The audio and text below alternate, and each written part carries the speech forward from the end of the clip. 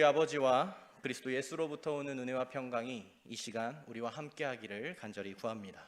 아멘. 여러분, 스무고개 놀이를 잘 아시죠? 스무고개 놀이 다들 해보신 경험이 있으리라 생각이 됩니다. 함께 질문과 또 그 답을 해가며 주어진 단어를 찾아가는 재미가 있는 게임입니다. 한 고개를 넘고 두 고개를 넘어 20고개까지 단서들을 쫓아가다 보면 점차 답에 가까이 이를 수 있게 됩니다. 결국은 그 답을 찾을 수 있게 되는 것이지요. 오늘 본문은 요한복음의 7가지 표적 가운데 첫 번째 표적입니다. 다른 복음서들에서는 기적이라고 불리는 이야기들을 요한은 표적이라는 특별한 단어로 부르고 있습니다. 기적과 표적에 대해서 조금 이야기를 해보자면, 기적과 표적은 동일한 의미의 다른 단어가 아닙니다.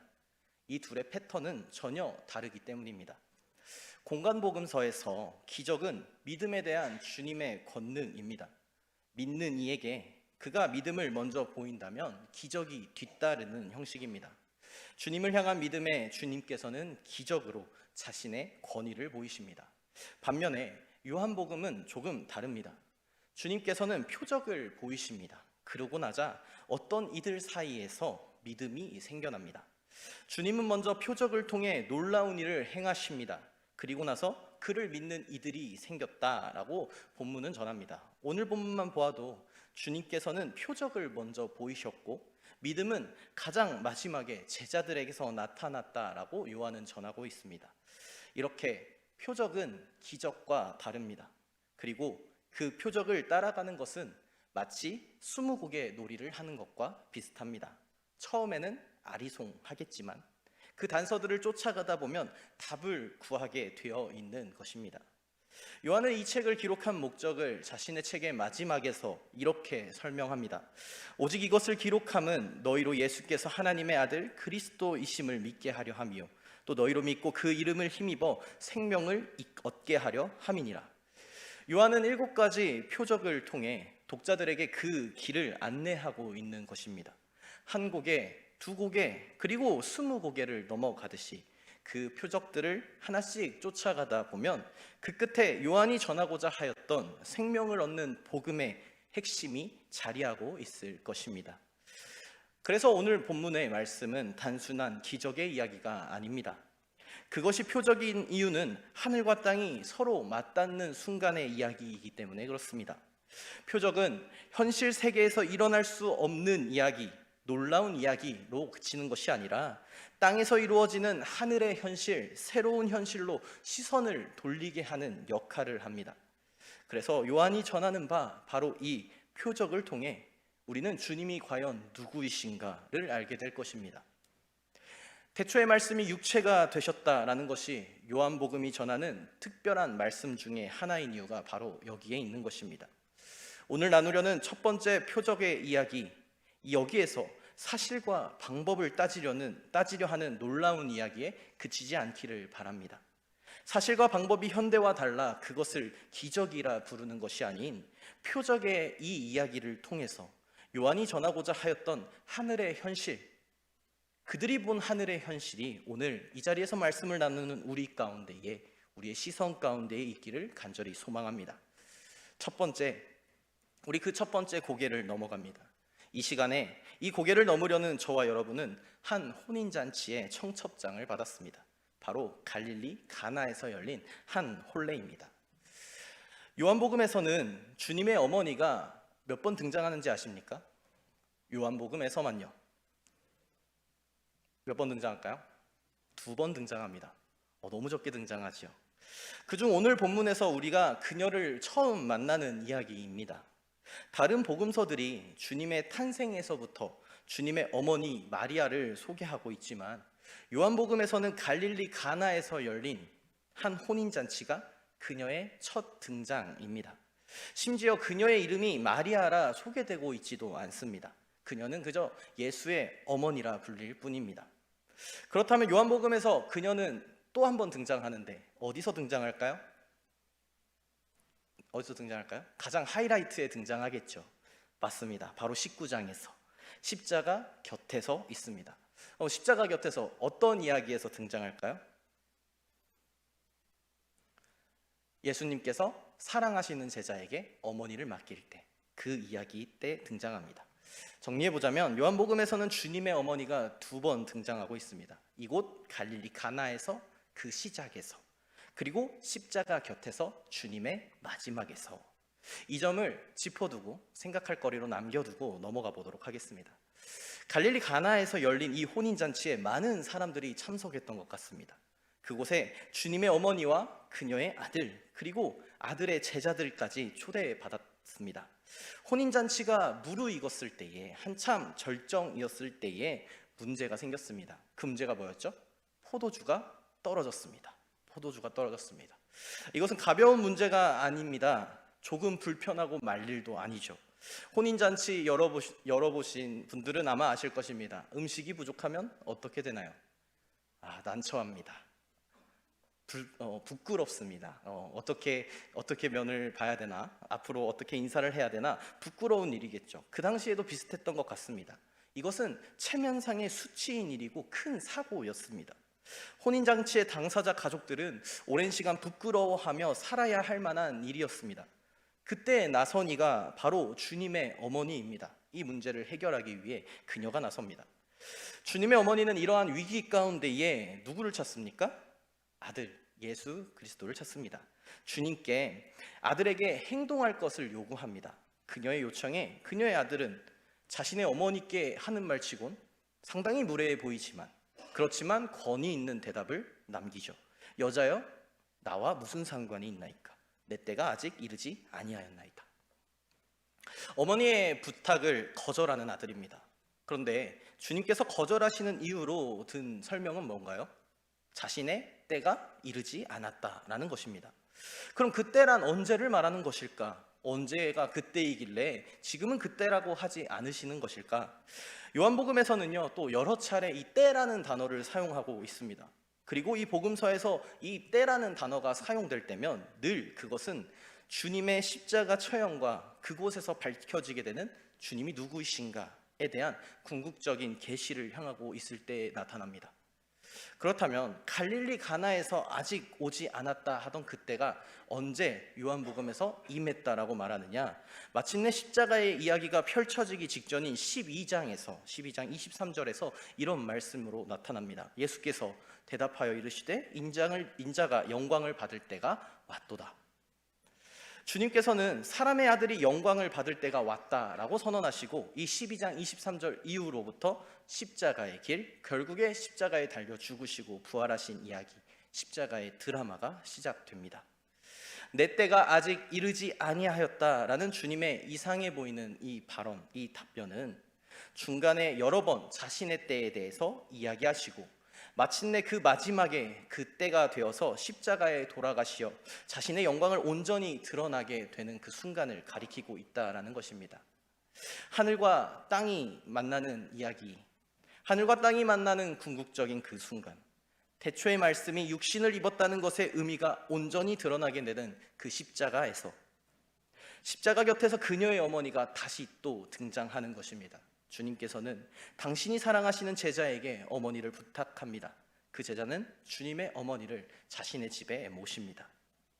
많은 연구자들은 이러한 이유 때문에 요한의 복음서에서 등장하는 이 어머니를 그리스도교의 시작, 교회의 시작과 연결짓곤 합니다. 갈릴리 가나에서 그때에 대한 이해를 하지 못하였지만 결국 그때에 이르러서 그의 영광 가운데 우리 교회가, 그리스도교가 시작되었기 때문입니다. 주님은 자신이 사랑하시는 제자에게 그 교회를 맡기시며 교회의 역사를 시작해 오셨다라는 설명입니다. 하필 갈릴리 가나에서의 혼인잔치가 사흘째 되던 날에 일어났다라는 이 설명도 우리는 관련지어 생각해 보아야 할 것입니다. 요한은 그러한 새로운 공동체의 시작을 바라보며 첫 번째 표적을 이야기하고 있는 것입니다. 그는 이때, 지금 이때와 그때, 십자가의 때를 긴밀히 연결짓고 있습니다. 포도주가 떨어지자 주님의 어머니는 주님께 부탁합니다. 그러나 주님은 이를 거절하셨습니다. 여기에 그녀는 굴하지 않았다라고 해야 할까요? 아니면 아들을 그럼에도 믿었다라고 해야 할까요? 하인들에게 말을 남기고 이야기에서 퇴장합니다. 마지막으로 그녀의 말은 이렇습니다. 너희에게 무슨 말씀을 하시든지 그대로 하라. 요한은 그곳에 6개의 돌 항아리가 있었다고 전해주죠.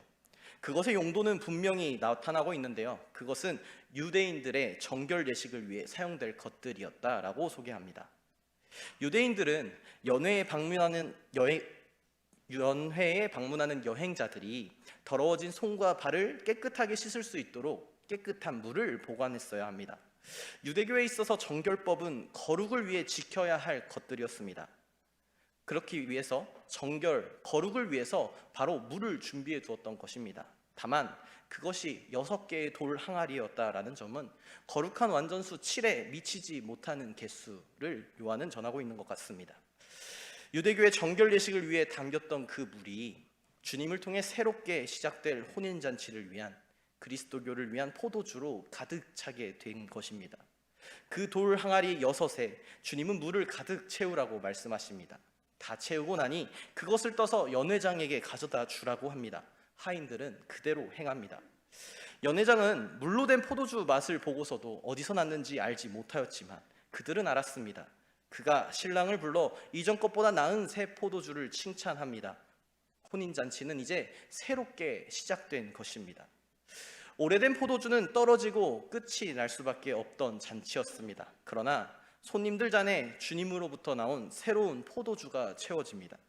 혼인잔치는 이제 새로운 국면을 맞습니다. 새롭게 이어집니다. 이를 통해 믿음이 생겼다 하는 이들이 있었으니 바로 제자들이었습니다. 요한은 제자들이 그를 믿게 되었다라고 설명하고 있습니다. 이렇게 첫 번째 표적의 이야기가 마무리되는 것이죠.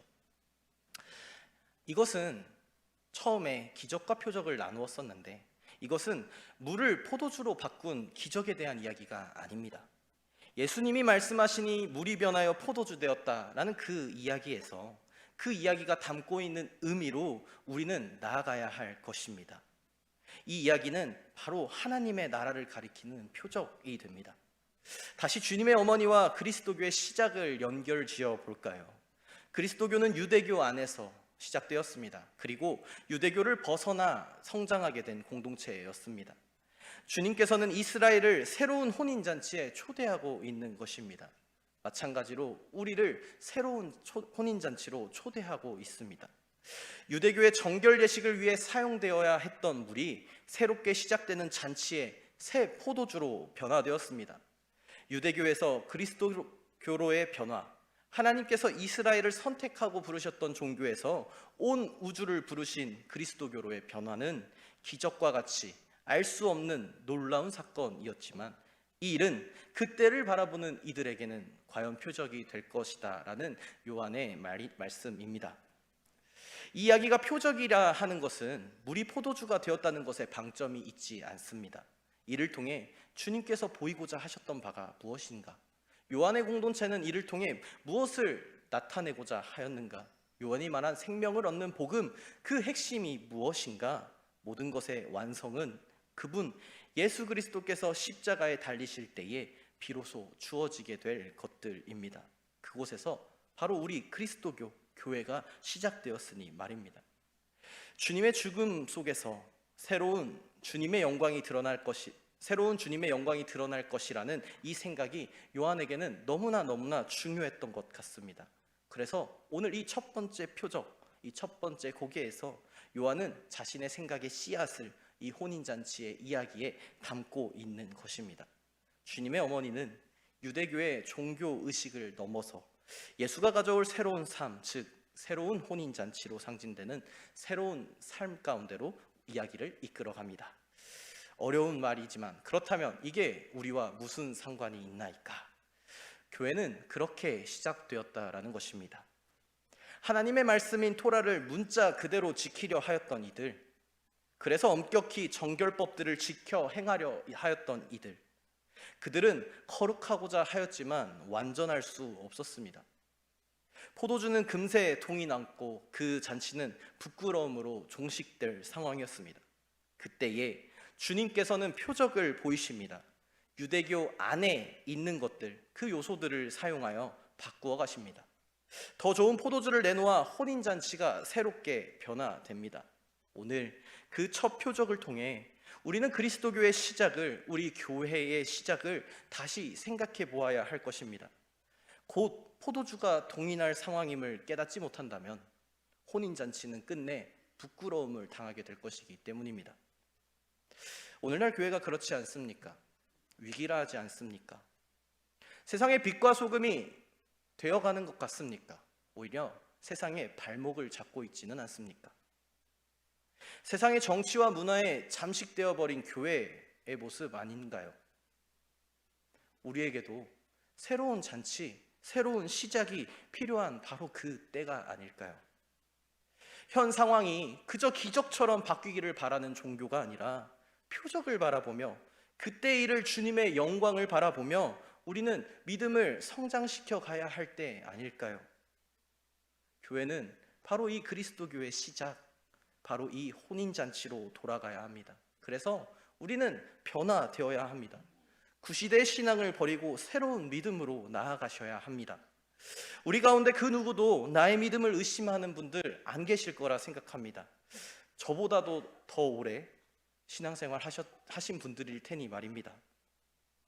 한 곡에, 두 곡에 여러분들이 넘어오신 그 고개들, 그 신앙들 귀합니다. 참으로 귀할 것입니다. 그러나 우리는 아직 완전에 이르지 못하였다라는 생각을 가지시고 그 완전에 이르기까지 10곡에라도 20곡에라도 100곡에라도 넘어가야 하는 것 아닙니까? 지금의 신앙을 그저 유지하는 데 그치는 것이 아니라 나아지려 노력하셔야 되지 않겠습니까? 새로운 잔치를 참여하셔야 되지 않을까요? 여러분, 변화란 주님의 어머니가 하인들에게 했던 그 말처럼 너희에게 무슨 말씀을 하시든지 그대로 하라 라는 데서 시작되는 것 같습니다. 이 말을 진지하게 받아들인 하인들이 물이 포도주가 되는 그 변화를 경험할 수 있었기 때문입니다. 여러분, 주님께서 우리에게 무슨 말씀을 하십니까? 우리는 과연 그 말씀에 그대로 하라, 그대로 순종하고 계십니까? 그 변화는 사흘째 되던 날 일어났던 일이다 라고 2장 1절에 나타나고 있죠. 그리스도의 시작도 주님께서 십자가에서 죽으시고 사흘째 되던 날에 일어났던 변화, 그 부활의 사건에 대한 신앙에서 시작되었던 종교입니다. 바라기는 날마다 믿음이 성장하는 우리의 신앙이 되기를 소망합니다. 과거의 포도주는 동인하기 마련입니다. 과거의 포도주는 금세 동인할 것입니다. 우리의 신앙도 그렇습니다. 새롭게 채워질 새로운 포도주를 희망하며 주님께서 우리의 잔을 가득 채우실 그 포도주를 희망하며 안주하지 않는 신앙, 날마다 새로운 신앙, 변화되는 신앙을 갖추어 나가시는 성도님들 되시기를 진심으로 소망합니다. 무엇보다도 겸손하게 그때를 재촉하지 않으셨으면 좋겠습니다. 무슨 말씀을 하시든지 그대로 하겠다라는 순종의 자세로 그 십자가의 길을 묵묵히 걸어 나가시는 저와 여러분 되기를 소망합니다. 여러분, 지금까지 몇 곡에 넘어오셨습니까? 20곡에라도 100곡에라도 부족하다면 1000곡에라도 그리스도의 완전을 향해 날마다 성결한 삶을 살길 분투하시는 저와 여러분들 되시기를 진심으로 소망합니다. 그때가 옵니다. 그때가 임할 것입니다. 주님께서 우리를 변화시켜 그때를 향하게 하실 것입니다. 표적을 쫓아 그 신앙의 여정을 날마다 함께 걸어갑시다. 표적을 쫓아 살아가려는 우리의 모든 삶 가운데에 모든 지각에 뛰어난 하나님의 평강이 그리스도 예수 안에서 우리의 마음과 생각을 지키실 것입니다. 아멘. 우리 말씀을 기억하며 잠시 묵상하며 기도하기 원합니다. 주님, 오늘 예배 시간을 통해 우리에게 말씀하셨는데 변화되길 원합니다. 주님, 완주하는 신앙이 아니라 변화되는 신앙, 완전한 성결을 향하는 신앙 걸어갈 수 있게 하여 주시옵소서. 이렇게 구하시면서 함께 기도하겠습니다.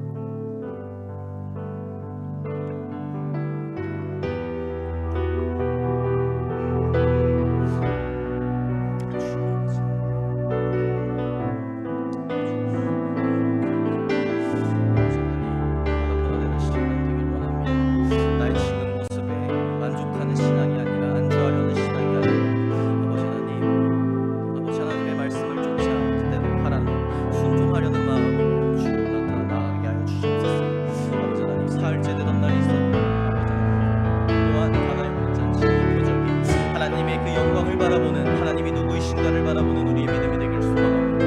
아버지 하나님, 위기인 이 시간, 교회가 세상에 빛이 되지 못하는 이 시기에 아버지 하나님의 말씀에 순종함으로, 빛이신 주님의 그 말씀에 순종함으로 세상에 여전한 빛과 소금이 되기를 소망합니다.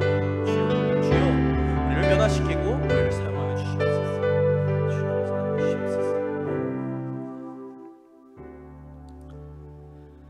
사랑과 은혜가 풍성하신 하나님 아버지, 오늘 가나의 혼인잔치에서 보여주신 첫 번째 표적을 통해 우리의 신앙과 삶을 돌아보기 원합니다. 과거에 얽매여 정체된 우리의 믿음을 벗어나게 하시고 날마다 새로운 믿음을 향해 나아갈 수 있기를 소망합니다. 포도주가 떨어져 부끄러움에 처할 수밖에 없었던 혼인잔치에 새로운 포도주를 채워주셨듯이 우리의 삶과 교회에도 주님의 영광으로 새롭게 채워주시기를 간구합니다. 오늘의 말씀처럼 신앙을 변화시키는 새로운 잔치를 우리에게 허락하여 주시옵소서. 주님, 우리의 삶이 단순히 기적을 바라보는 신앙에 머무르지 않게 하시고 표적을 통해 드러나는 하늘의 현실, 하나님 나라, 주님의 영광 바라보는 믿음으로 성장하게 하여 주시옵소서. 부족한 우리를 긍휼히 여기사 세상의 빛과 소금으로서 주님의 뜻을 이루어가게 하시고 그 때를 기다리며 이 때를 살아가며 온전히 주님의 영광을 드러내는 삶을 살게 하여 주시옵소서. 주님께서 십자가에서 이루신 영광을 기억하며 날마다 스스로를 깨끗하게 하고 말씀에 순종하며 믿음의 고개들을 넘어가게 하여 주시옵소서. 날마다 거룩하시니 그분을 닮아 거룩하게 선결하게 살아가는 그리스도인들 되게 하여 주시옵소서. 우리의 모든 삶 가운데에 함께 하시는 예수 그리스도의 이름으로 기도드렸습니다. 아멘. 우리 함께 주님